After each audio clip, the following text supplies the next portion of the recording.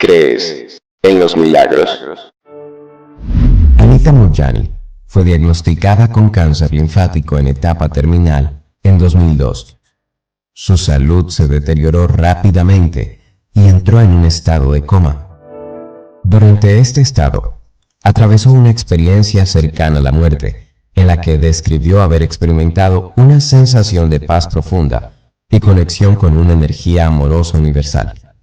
En su experiencia, Moorjani describió cómo percibió la presencia de seres espirituales y experimentó una comprensión profunda de su propia existencia y propósito. Además, afirmó haber experimentado una curación profunda a nivel físico, lo que la llevó a recuperarse completamente del cáncer. Después de recuperarse, Moorjani compartió su experiencia en conferencias y finalmente escribió su libro Dying to be Me, Morir para ser yo, que se convirtió en un bestseller del New York Times.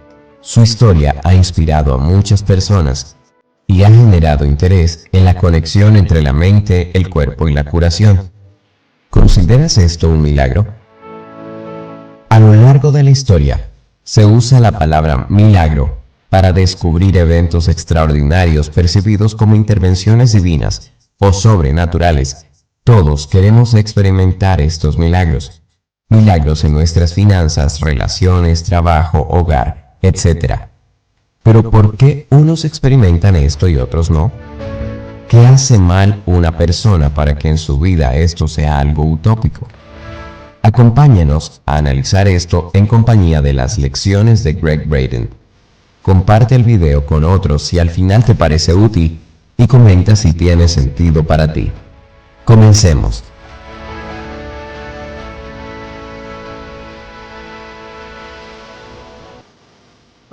Un asistente a un seminario de Gregg hizo una pregunta que probablemente tú te has hecho. Así que empecemos este video contando esta anécdota. En una de las primeras oportunidades que tuve de presentar los conceptos de la oración en un taller, un señor que estaba sentado en las primeras filas lanzó un suspiro que todo el mundo pudo oír. Sin duda consiguió acaparar mi atención. Al mirarle, vi una expresión de inseguridad en su rostro. Busqué un modo de reconocer la frustración del hombre sin mirarle directamente, y quizá con ello hacerlo sentir molesto. Me dirigí entonces al público y dije, ¿hay alguna pregunta? El hombre del suspiro aprovechó inmediatamente la oportunidad. Era un hombre de unos 35 años y tenía un codo apoyado sobre la mesa que compartía con los demás de su fila. Apoyaba informalmente la barbilla en su mano abierta situada debajo de la mandíbula. Mientras me dirigía a él para escuchar su pregunta, colocó su lápiz sobre la mesa cerca de su cuaderno de notas. Miré rápidamente la página que tenía delante. Estaba llena de notas, diagramas y garabatos. Pude ver que este hombre había estado ocupado. Comenzó a hablar con otro gran suspiro. Ya he oído esto antes, dijo, manteniendo la barbilla apoyada en su mano. Llevo muchos años en el camino y he estado con muchos maestros. De un modo u otro, todos han dicho lo mismo. Lo que está diciendo no es nada nuevo. Sin embargo, ha habido algo en lo que nunca había caído en cuenta hasta ahora. ¿De qué modo nuestros sentimientos internos pueden tener algún efecto sobre lo que sucede en el mundo exterior? Recordé la conversación que había tenido meses antes con mi madre. La idea de que el componente sutil del pensamiento, sentimiento y emoción pudiera tener algún efecto sobre el mundo físico de moléculas, átomos y células era un misterio para mi madre, al igual que para ese señor. Empecé con una explicación que he usado como una analogía en muchas ocasiones con el paso de los años. Procede de un experimento que recuerdo haber realizado en una fase temprana de mi vida para probarme los principios de los que estamos hablando. El caldo de la creación existe como un estado de posibilidades, empecé.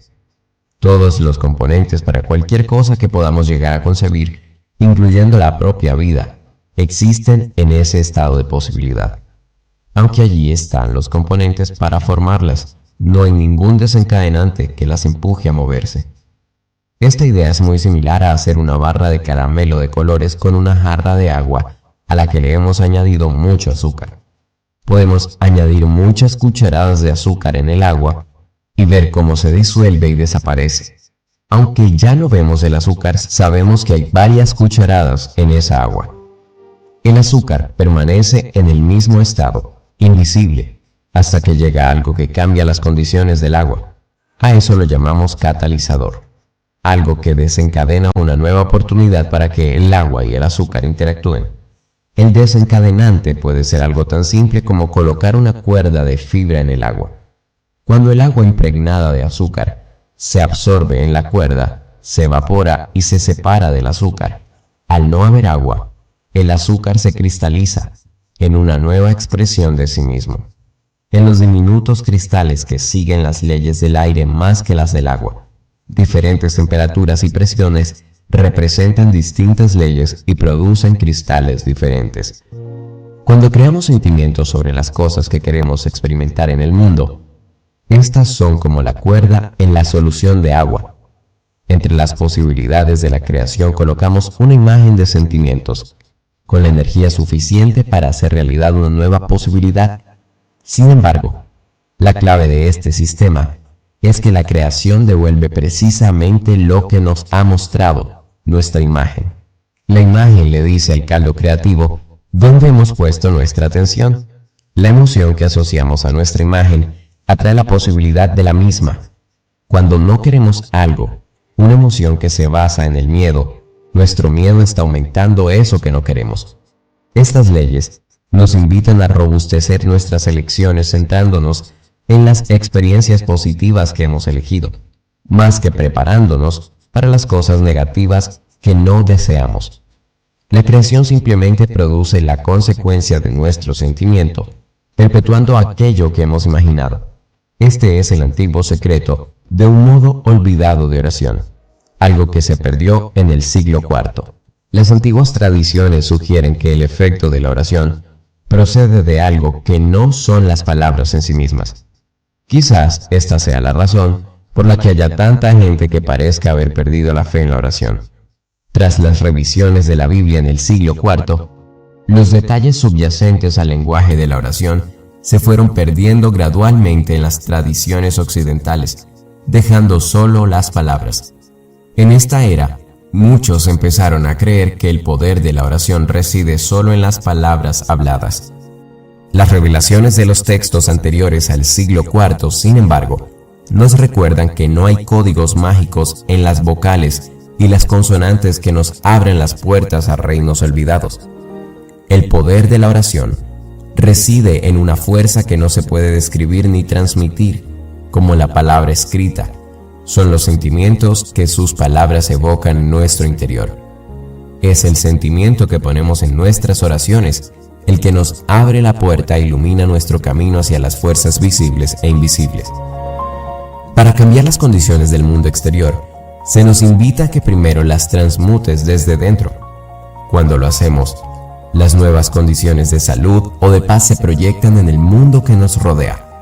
Para aportar paz a nuestros seres queridos, primero hemos de convertirnos en esa paz. En el lenguaje de su tiempo, los autores de los manuscritos del Mar Muerto incluso nos ofrecen revelaciones de la tecnología que facilita esta sanadora cualidad de la paz. Se ha de producir en nuestros pensamientos, sentimientos y cuerpos. Hace mucho hice una encuesta informal entre los participantes de mis seminarios respecto a la oración. Utilicé los resultados para proporcionar un ejemplo actual de la naturaleza de la oración en ese tipo de audiencia en particular. Cada encuesta empezaba con la pregunta: cuando rezas, ¿qué pides? Me puse un tablón con las hojas y delante de él iba registrando los múltiples y variados escenarios que habían descrito los miembros de cada grupo. Después de 6 meses de estas encuestas informales de públicos que eran una muestra representativa de distintos estratos sociales, étnicos, geográficos y de edad, pude definir 4 propósitos para orar. 1. Para conseguir más dinero. 2. Un trabajo mejor. 3. Tener buena salud. Y 4. Mejorar las relaciones, justamente en ese orden. Al aplicar nuestro modelo de oración como pensamiento, sentimiento y emoción, podemos averiguar por qué funcionan nuestras oraciones y qué sucede cuando no es así. Por ejemplo, a la cabeza de la lista, lo más normal era rezar por dinero. Si queremos rezar para conseguir más dinero, primero hemos de ser conscientes de cuánto dinero tenemos. Si rellenamos los espacios en blanco a medida que nos desplazamos por la tabla hacia la derecha, obtendremos una visión sobre la cualidad de dichas percepciones. Cuando pedí a los asistentes que piden más dinero en sus oraciones que describieran sus pensamientos sobre él, las respuestas me llegaban desde todas las direcciones de la sala. Como cabía esperar, eran bastante similares. Frases como "no tengo bastante", "necesito más y se me está acabando", eran bastante frecuentes. Enseguida apunté las palabras que correspondían al apartado pensamiento. Antes, hemos identificado el pensamiento como nuestro sistema de guía, el programa direccional para la energía que movemos en el mundo. Sin ese poder que alimenta nuestro pensamiento, este podría existir indefinidamente como una posibilidad en nuestra mente. El potencial del pensamiento sin la energía que lo alimenta es lo que conocemos como deseo. Para que nuestro pensamiento tenga fuerza, hemos de infundirle energía. Quizás esta sea la respuesta a por qué nuestras oraciones a veces parecen no tener respuesta. Cuando no está el poder que da vida a nuestras afirmaciones, estas pueden existir indefinidamente como un potencial, como deseos bien intencionados. Es nuestro don de la emoción, el que confiere el poder a la posibilidad de nuestro deseo. Al reconocer que podemos elegir amor o miedo como la emoción que alimenta nuestro pensamiento, es más frecuente que basemos nuestra necesidad en el segundo. Cuando decimos que necesitamos más o que se nos está acabando, generalmente la emoción que está detrás de estas afirmaciones es el miedo. Aún reconociendo que puede haber excepciones, he colocado la palabra miedo a la cabeza de la categoría emoción en nuestra tabla. Con estos elementos de la oración aparentemente simples, adquirimos una claridad tremenda acerca del mecanismo de cómo y por qué nuestras oraciones funcionan en el modo en que lo hacen. Con los resultados de esta tabla delante, planteo la siguiente pregunta. Cuando unimos la emoción del miedo con el pensamiento de "no tengo suficiente", ¿qué sentimiento obtenemos?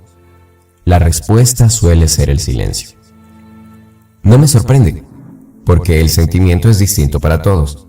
La palabra que utilizamos para describir el sentimiento no es importante. Lo que importa es el sentimiento. ¿Cómo te sientes cuando piensas que no tienes dinero y experimentas la emoción del miedo? Uf, oigo exclamar desde algunas partes de la sala. «¡Fatal!», dice alguien. «Justamente», respondo yo. Ahí es precisamente a donde quiero llegar. A través de nuestros sentimientos, de la unión invisible de pensamiento y emoción, escogemos las situaciones que condicionan nuestra vida. Cuando imaginamos un resultado con el ojo de nuestra mente y somos conscientes de la emoción que lo está alimentando, forjamos el sentimiento para comprender lo que hemos creado. Basta con mirar el mundo que nos rodea.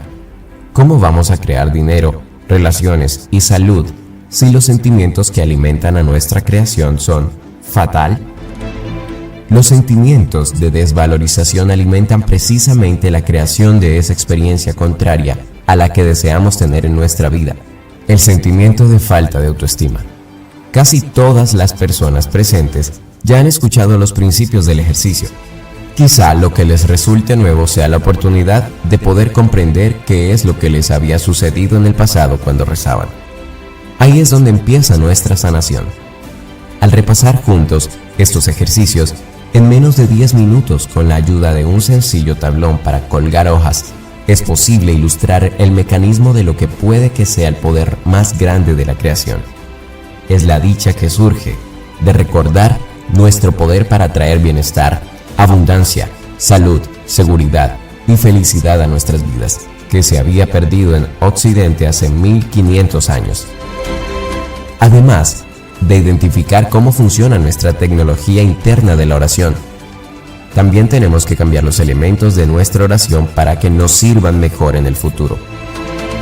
La fórmula es pensamiento, sentimiento, emoción. Todo empieza con el pensamiento. Tu deseo o aquello por lo que pides genera un sentimiento de carencia o inspiración.